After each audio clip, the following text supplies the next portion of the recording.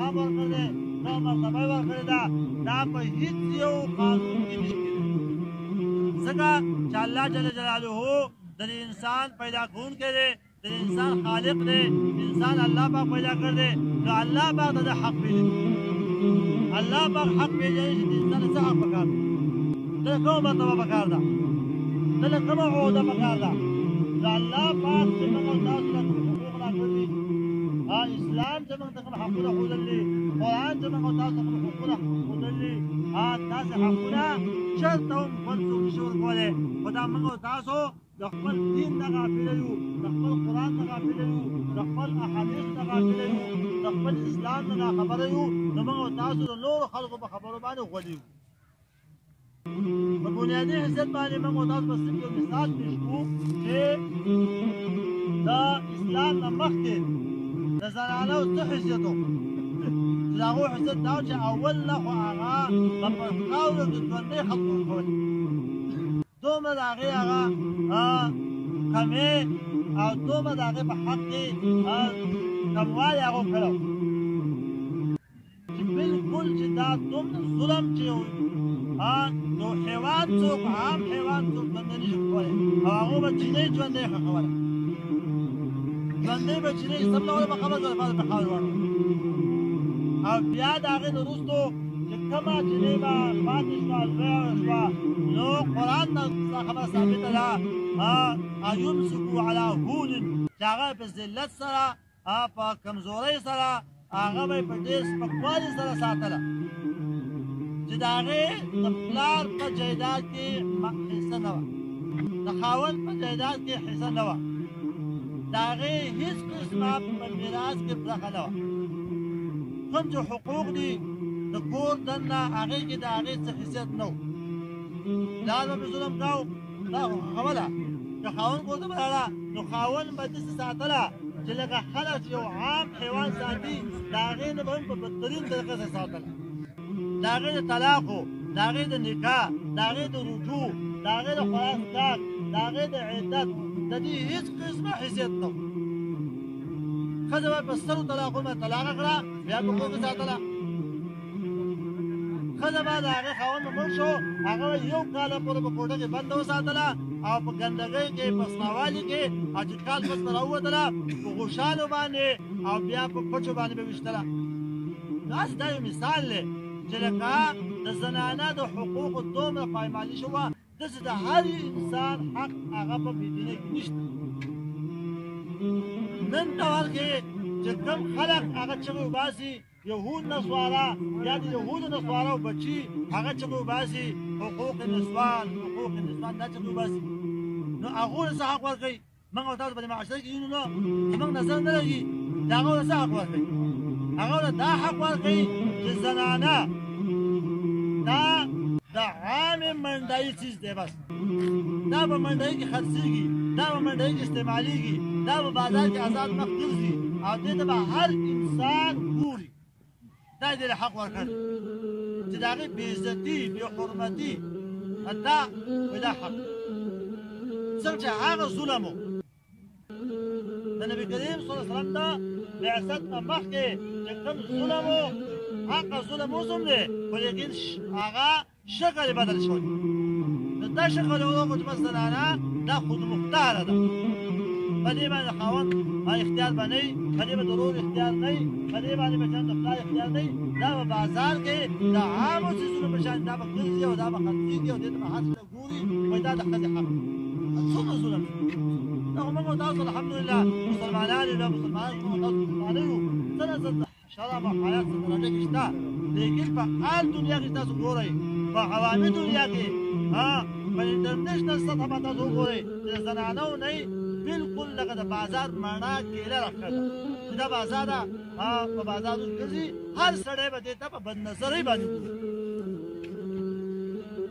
او دا به عام استعمالېږي چې دې به څه حیثیت نه وي دا تاسو ته ما د دې خبرې نشاندهي کوله چې لکه په اسلام چې کوم حقونه ورکړي دي داسې حقوق هېڅ یو انسان له هېڅوک نشي ورکولی دا به زموږ استادو جهالت دي زموږ استادو ناپوهي ده زمونږ او ستاسو قمقلتوب دی زمونږ او ستاسو د اسلام نه دین نه لرېوالی دی چې موږ او تاسو د اسلام حقوق هغه پېژنو نو که پېژنو نو ځان نه بیخي داسې چاړېګان راکړي دي چې هغه یهودي او نصراني او یا د یهودو نصوارو بچي موږ دغه خبره مخې ته کوي بس موږ یو دغه خبره اسلام زنانه له حق ورکړو چې ګوره دا ستا بچی دی دا به ژوندی نه ښخې دا به لویې د دې د کور کې د پلار په کور کې د دې څومره زندګي ده د دې حقوق د دې خوراک سکار جامه پیزار دا په پلار باندې دي دا په مور باندې دي دا په میراثخور باندې دي او چې کله د دې نه دا ووتله د خاوند کور ته لاړه د خاوند په کور کې باقاعده د دې د نکاح حقوق دي د دې د طلاق حقوق دي د دې د عدت یو حق دی د دې د ټول حقوقو هغه بیان موږ تاسو ته کړی شوی دا حقوق موږ تاسو ته هغه بیان شوي باقاعده د پلار په میراث کې د دې حصه ده خاوند یې مړ شي د هغې سره د دې حصه ده د هغې د جامې او د پیزار د هر شي حصه ده برخه ده دا به یو عزتمنده زندګي تېروي چې په پلار په کور کې به دا د پلار او د ورور د لاسه خوراک سکار جامه پیزار استعمالوي خو داسې سوال نه دی دا سوالي ناسته ده دا به هغو باندې یو حق دی یو فرضي حق دی فرض حق چې سړی دا کوي نو به هغې کې سوال نه او د خاوند په کور کې بیا په دې باندې د خاوند باندې فرض دي د هغې جامه پیزار خرچه خوراک نفقه مسکن دا ټول په هغه باندې حق دا حیثیت الله پاک ورکړی داسې حیثیت الله جل جلاله دا ما تاسو ته نمونې به ته وسپړوي داسې حیثیت الله پاک داسې حقوق الله پاک پلار له ورکړي داسې حقوق الله مور له ورکړي داسې حقوق الله ورور له ورکړي داسې حقوق الله پاک بیا یو عام مسلمان له ورکړي یو مشر له ورکړي کشر له ورکړي دا هغه حقوق په بنیاد کې دا یو حق دی چې کوم وخت مسلمان وفات شي دا د اعزاز دی اکرام دی چې ده ته به غسل ورکړی شي دا غسل د طهارت لپاره نه دی ځکه چې مړی پاکېږي دا خو بېخیزه دی لیکن دا د نظافت لپاره دی چې دا یو اکرام او اعزاز دی چې ده ته به باقاعده غسل ورکړی شي مسلمان مړی د ده د سجدو په ځایونو باندې به عطر پورې کړی شي دا که نارینه وي نو دله بیا 3 جامې ورکړلی شي سپینې او که دا زنانه وي نو دله 5 جامې به دا اغوستلی کېږي او چې دا دته میلاو شو بیا به دا مسلمانان راغونډ شي او دا د یو وفد په حیثیت باندې د جرګې په حیثیت باندې دا به الله پاک ته ودرېږي او دا دعا به کوي چې اللهم اغفر لحینا ومیتنا وشاهدنا وغایبنا وصغیرنا وكبيرنا وذكرنا وانثانا اللهم من احييته منا فاحيا الاسلام ومن توفيته منا فتوفه على الايمان